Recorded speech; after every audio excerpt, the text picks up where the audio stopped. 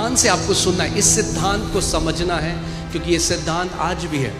सेनाओं का यहोवा यो कहता है, ये लोग कहते हैं कि यहोवा का भवन बनाने का समय नहीं आया है। ओके, लोग क्या कहते हैं? यहोवा के भवन बनाने का समय नहीं आया है। फिर यहोवा का यह वचन हागे भविष्यद्वक्ता के द्वारा पहुंचा।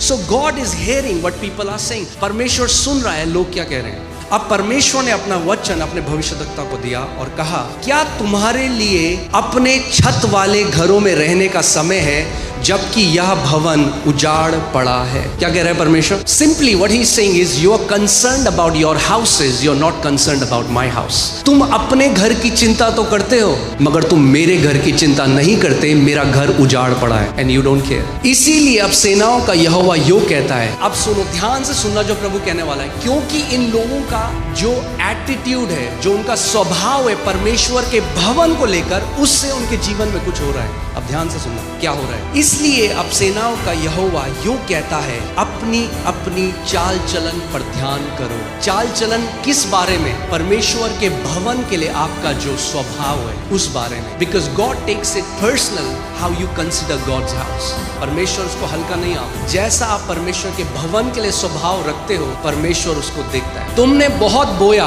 परंतु थोड़ा काटा। ये शारीरिक बोने की बात कर रहा है, जो किसान थे जिन्होंने बीज बोई। ये वो वाली फाइनेंशियल बोने की बात नहीं है।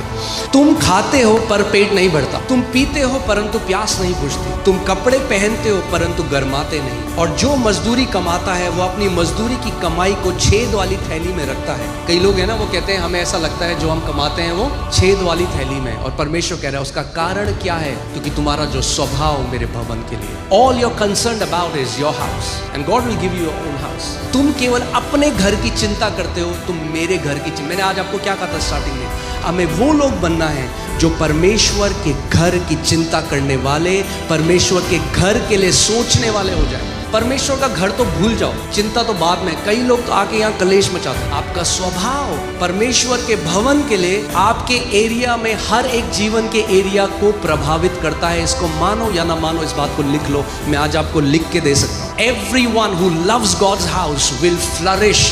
जो कोई परमेश्वर के भवन से, उसके लोगों से, संतों के साथ में आने से प्रेम करता है, वो जीवन में फलता फूलता रहेगा। इसीलिए परमेश्वर का वचन भजन संहिता 92 में भी कहता है, जो यहोवा के भवन में रोपे जाते हैं वो उसके आंगनों में फलते और फूलते रहेंगे।